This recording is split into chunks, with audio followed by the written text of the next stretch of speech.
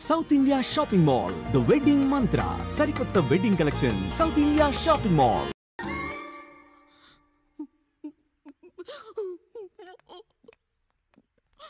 Chinnaiah coffee.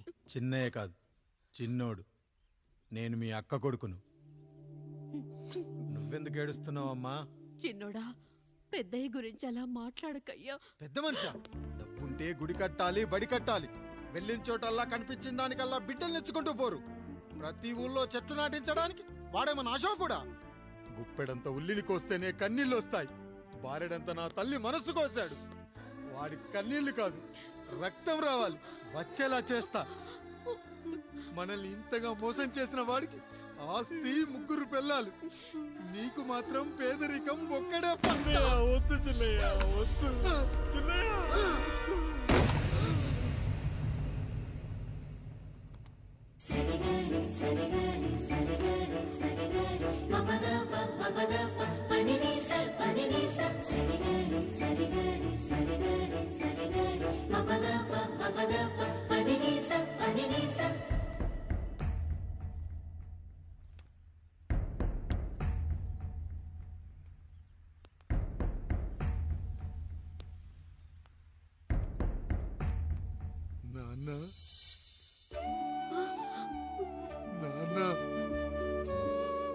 బాబుగారు.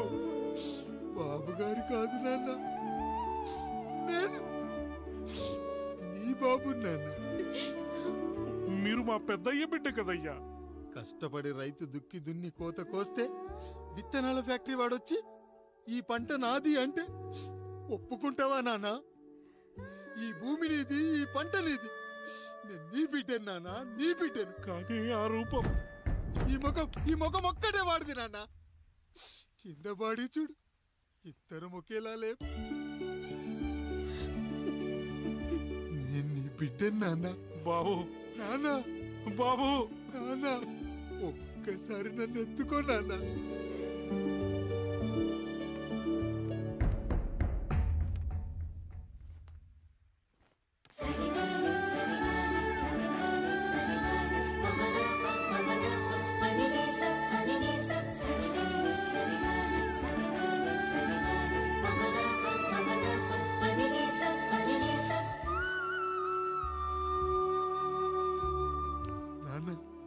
నువ్వెంత మంచివాడివి నాన్న.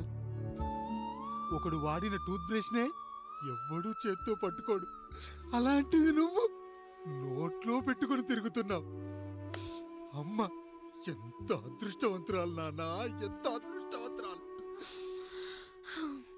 చాలు బాబు, ఇది చాలు. చాలదు నాన్న, ఆ రాయుడు లెక్కేంటో తేలుస్తా. మన కుటుంబాన్ని ఇంత క్షోభ పెట్టిన ఆ రాయుడిని వదలనానా, వదలా. వాడంతేదో చూస్తా.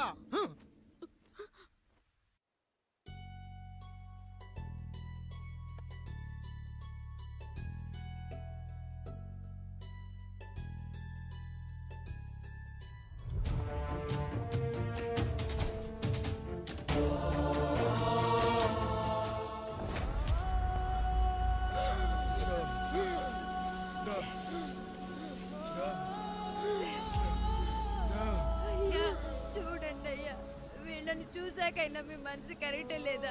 తాగటానికి నీళ్లు లేక చావు బతుకుల మధ్య కొట్టు బిట్టాడుతున్నారయ్యా. పచ్చగా ఉండే ఈ ప్రాంతానికి ఏం దిష్టి తగిలిందో ఏమో. భూమిలోనే కాదు, మా కళ్ళల్లో కూడా నీరు ఇంకిపోయేలా చేశాడా దేవుడు. ఈ కంట మీ చేతుల్లోనే ఉందయ్యా. చూడమ్మా, వర్షాలు లేక కరువుతో రాష్ట్రం కష్టాన్ని కూడా అరువు తెచ్చుకుని బతుకుతుంది. నా కాళ్ళ మీద పడితే ఏమీ రాదు, పైనుండి వర్షం పడాలి.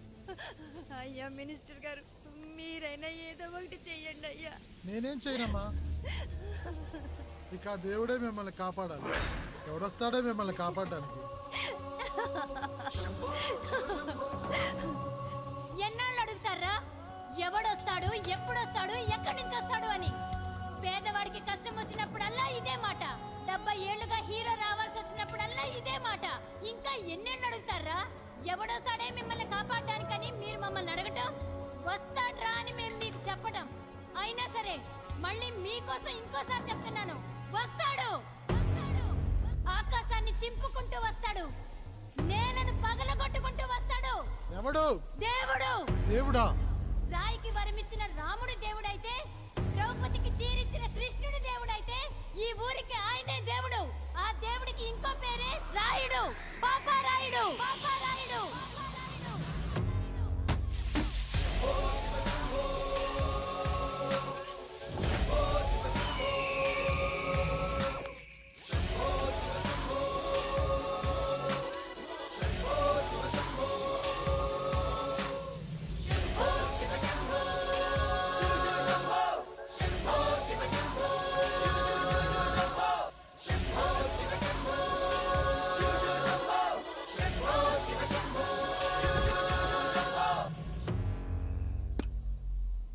ఏంటి సమస్య? అయ్యా, ఊరికి కరువు వచ్చిందయ్యా. అదిగో ఆ నలుగురు దాహంతో చనిపోతున్నారయ్యా.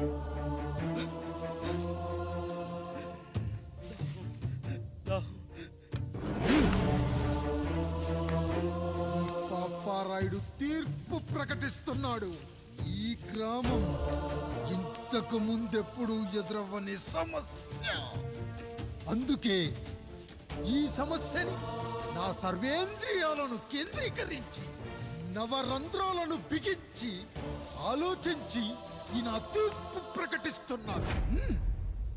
దాహంతో అలమటిస్తున్న ఆ నలుగురికి వెంటనే బావులు తవ్వించి వాళ్లకు నీళ్ళివ్వండి. అంత సమయం లేదయ్యా. మరో 5 నిమిషాల్లో వారి చేత నీళ్లు తాగించిపోతే చచ్చిపోతారయ్యా. పూజారి, మరేంటిప్పుడు దీనికి పరిష్కారం? నృత్యం. సంగీతానికి శిలలు, నృత్యానికి మేఘాలు కరుగుతాయని శాస్త్రం చెబుతుంది. ఆ నాట్యానికి ఆకాశం కరిగి వెంటనే వర్షం పడాలి. అందుకు ఆ నటరాజైన శివుడే మార్గం చూపించాలి.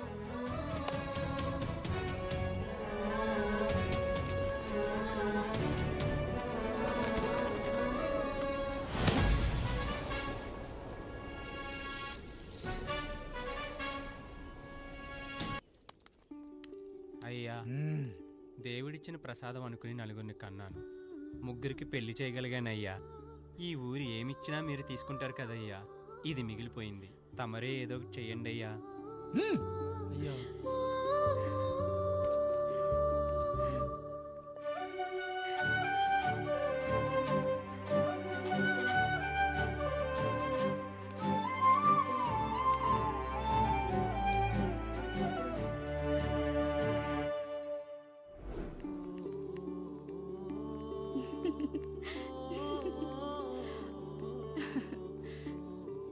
ఈ ఇల్లు, ఆస్తి, ఇంత గొప్ప భర్త, పిల్లలు, చాలా ఆనందంగా ఉందండి. కానీ నాకు ఒకటే లోటు. మన తర్వాత మన పిల్లల్ని చూసుకోవడానికి వీళ్ళకొక అన్నయ్య కావాలండి. అచ్చం మీ పోలికలతో వీళ్ళకొక అన్నయ్యని కందామండి. నువ్వు అడిగితే కాదనగలనా?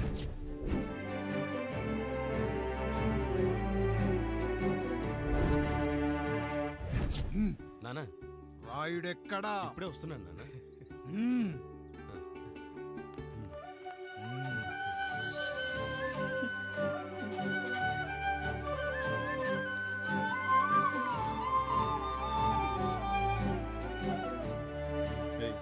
చూడరా, మీ అన్న మీద పగ తీర్చుకోవడానికి నీకు ఇదే సరైన సమయం. పర్లేదంటావా? ఏం పర్వాలేదు. అయ్యా, ఎరా రంగా, ఏం కావాలో అడగరా. నీకంటూ ఏమి ఇవ్వలేదు, నువ్వు ఏమి అడగలేదు. చెప్పరా. మా అన్నకు నాకు పడట్లేదయ్యా. తోడ పుట్టినవాడని చాలా సహించాను. అడ్డమైన దానాలు చేసి ఆస్తి మొత్తం పోగొట్టాడు. ఇప్పుడేం కావాలరా? కొద్దిగా ఈ కత్తి తీసుకొని వాడిని చంపి పెట్టండి అయ్యా.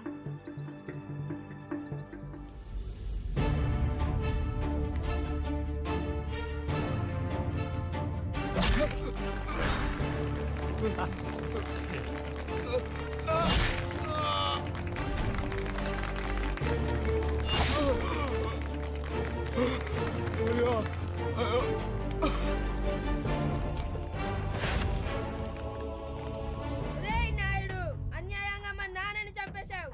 గుర్తుంచుకో, ఈ నాయుడి కొడుకు నీ కుటుంబం పాలిట సైనికునిగా మారబోతున్నాడు. నిన్ను, నీ కొడుకుని, ఆడికి పుట్టబోయే కొడుకుని, అందరినీ లేపేస్తా.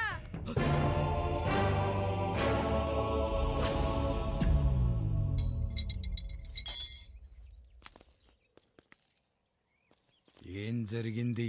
మీరు హత్య చేసినట్టు ఇప్పుడే సమాచారం అందింది. తగిన సాక్ష్యాధారాలు పరిశీలించిన పిమ్మట మీకు యావజ్జీవ కారాగార శిక్ష, 2000 రూపాయల జరిమానా విధిస్తూ అరెస్ట్ చేస్తున్నాం. అయ్యగారు నా కోసం చేసిన త్యాగాన్ని హత్య అంటుందా మీ చట్టం? ఇదెక్కడ న్యాయం? మనిషికి ఇచ్చిన మాట నిలబెట్టుకుంటే అరెస్ట్ చేస్తారా? ఏ దేశంలో ఉంది చట్టం? నన్ను ఏం చేయమంటారు రాయుడు గారు? 9వ తరగతి చదివి ఊర్లో గాలికి తిరుగుతున్నా నన్ను మీ మనిషి ఒకడు పోలీస్ స్టేషన్లో ఉండాలని నన్ను ఎస్ఐ చేశారు. సాటి మనిషిని స్వేచ్ఛగా హత్య చేసుకోవాలని దౌర్భాగ్య స్థితిలో బతుకుతున్నాం మనం. మీరు చేసిన ఈ గొప్ప పనిని అర్థం చేసుకునే సంస్కారం, విజ్ఞత, విజ్ఞానం మాకు లేవు సార్, మాకు లేవు.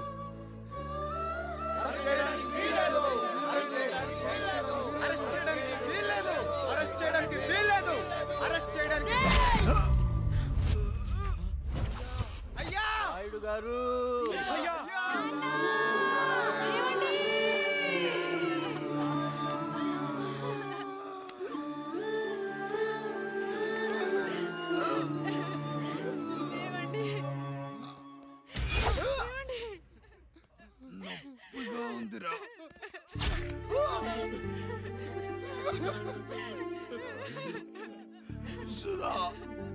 నేను లేకుండా ఎలా ఉండగలను? పర్వాలేదండి, బిడ్డలతో నేను ఉండిపోతాను. అయ్యో, ఈ పాడు సమాజం నిన్ను మనశ్శాంతిగా బతకనివ్వదు. ఇంతమంది పిల్లల్ని చూసుకుంటూ భర్త లేకుండా ఎలా బతకగలం?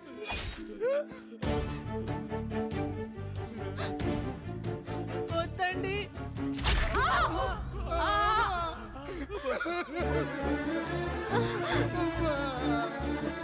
రాయుడు, బిడ్డలు జాగ్రత్త. ఈ రోజు నుంచి వీళ్ళంతా నీ తమ్ముళ్ళు చెల్లెళ్ళు కాదు, నీ బిడ్డలు.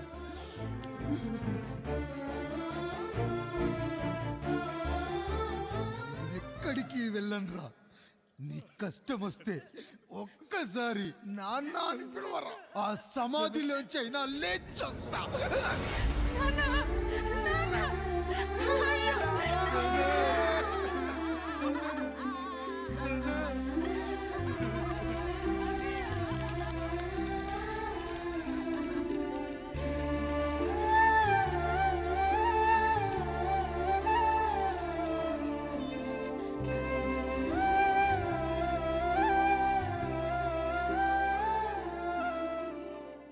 ఇందు మూలంగా 50 మందికి తెలియజేయనిదేమనగా, ఊరికి కొత్తగా వచ్చిన యాండ్రాయిడ్ తన తండ్రి పెదరాయుడు అని ఆస్తిలో వాటా పంచమని రచ్చబండిని ఆశ్రయించడం వలన గ్రామ పెద్దలందరూ రేపు 11 గంటలకు రాయుడు గారి ఇంటికి రావాల్సిందిగా కోరుచున్నాము.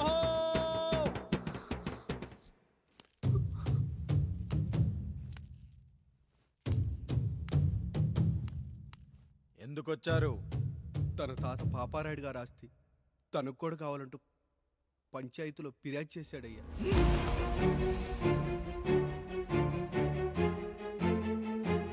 మస్తా గారు, ఆ దస్తావేజులు ఇవ్వండి. అయ్యా, మరి మా సంగతి ఏంటి?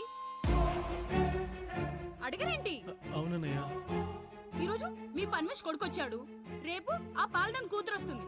ఇలా వచ్చినోళ్ళంతా మీ సంతానమేని తెలిసాక అదిగో ఆ కాముడు చెప్పినట్టు మా ఆయన వాటా కిందో బాత్రూము, నాకో సబ్బు బిల్ల, నా పుట్టబోయే బిడ్డకో బొట్టు బిల్ల, ఇదే మిగులుతుంది. అయినా ఊరి జనాభా కన్నా అన్నయ్య పిల్లల సంఖ్య ఎక్కువైపోతుంది. వాళ్ళందరూ ఇంటి మీదకి వచ్చే లోపు మా ఆస్తి మాకు ఇచ్చేస్తే మా బతుకులు మేము బతికేస్తాంగా. అవునన్నయ్య, మా ఆస్తి మాకు కావాలంతే. ఎవరిని పట్టుకుని ఏం మాట్లాడుతున్నారయ్యా? ఉన్నప్పటి నుంచి ఆయన మిమ్మల్ని సాగుతూ ఉన్నారు. ఈరోజు పెరిగి పండయ్యాక మా దారి మేము చూసుకుంటా ఉండడం న్యాయం కాదయ్యా, న్యాయం కాదు. ఏ ఆయన నీకో కొడుకునిచ్చాడా? వాడి పేరేంటి? ఐఫోనా? ఎరా, ఆస్తి కావాలా? 4 బ్రష్లతో తోముకుంటే ఎక్కడ విడిపోతామో అని నా బ్రష్, టూత్ పేస్ట్ నీకు త్యాగం చేసినప్పుడు అప్పుడు అడగాల్సిందిరా, అన్నయ్య ఆస్తి కావాలి అని. ఎరా, నేను వాడిపారేసిన లంగోటాలు మార్చి మార్చి చొక్కాలు చేతిగుడ్డలుగా వాడారే, అప్పుడు అడగాల్సిందిరా, అన్నయ్య ఆస్తి పంచు అని. నువ్వు 6 నెలల పసికందుగా ఉన్నప్పుడు పాల కోసం ఏడుస్తుంటే నిన్ను తీసుకెళ్లి పశువుల దొడ్లో కట్టేశానే, అప్పుడు అడగాల్సిందిరా అన్నయ్య నాకు ఆస్తి కావాలి. ఏయ్! మా తండ్రి గారు పాపారాయుడు పోలికలు నాకు, నా పోలికలు ఆండ్రాయిడ్కి. అసలు మా కుటుంబంలో ఏ పోలికలు లేని మీకు ఎందుకు ఇవ్వాలరా ఆస్తి? ఆస్తి లేదు, గీస్తి లేదు. Get out! Get out! Get out! Get out! Get out! అని నేను అనొచ్చు, కానీ అనగలనట్రా? అనలేను. ఎందుకంటే మీరంతా నా తమ్ముళ్ళు, నా చెల్లెళ్ళు. రక్తం తాగిన దోమ కూడా వెళ్ళేటప్పుడు కృతజ్ఞతగా ఏ మలేరియానో టైఫాయిడో వదిలి వెళ్తుంది. కానీ రక్తం పంచుకొని పుట్టిన మీరు ఈ అన్నయ్య కోసం ఆస్తి కూడా వదల్లేకపోతున్నారు కదరా. గుమస్తా గారు, నా యావదాస్తి నా తమ్ముళ్లకు, చెల్లెళ్లకు వాళ్ళ పేర్ల మీద రాయండి. నాకు చిల్లి గవ్వ కూడా అక్కర్లేదు. ఇక ఈ ఇంటికి నాకు ఎటువంటి సంబంధం లేదు. లక్ష్మి, సావిత్రి, మీ చీరలు విప్పేయండి. ఇక్కడికి వచ్చేటప్పుడు ఏ చీరలు కట్టుకున్నారో వెళ్ళేటప్పుడు కూడా అదే చీరలు కట్టుకోండి. వెళ్ళిపోదాం. దస్తావేజులు తీసుకురండి.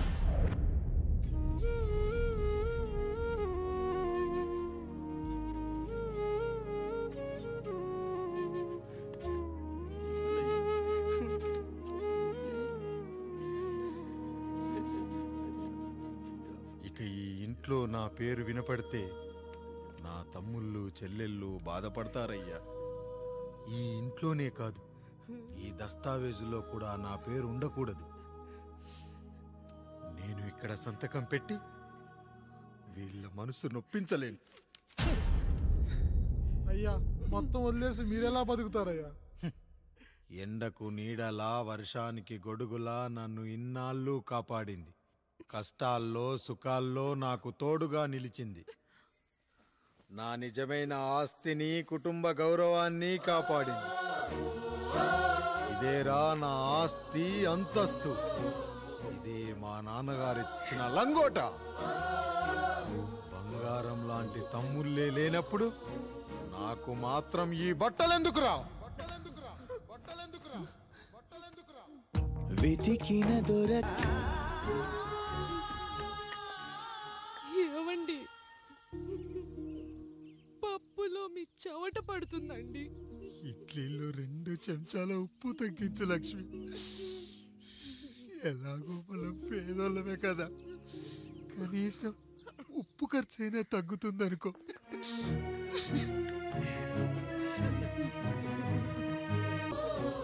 ఇదే మా నాన్నగారిచ్చిన లంగోట. బంగారం లాంటి తమ్ముళ్ళే లేనప్పుడు నాకు మాత్రం ఈ బట్టలెందుకురా? వెతికిన దొరక ఏవండి, పప్పులో మీ చెమట పడుతుందండి. ఇడ్లీలో 2 చెంచాల ఉప్పు తగ్గించు లక్ష్మి. ఎలాగో మనం పేదోళ్ళమే కదా, కనీసం ఉప్పు ఖర్చైనా తగ్గుతుందనుకో.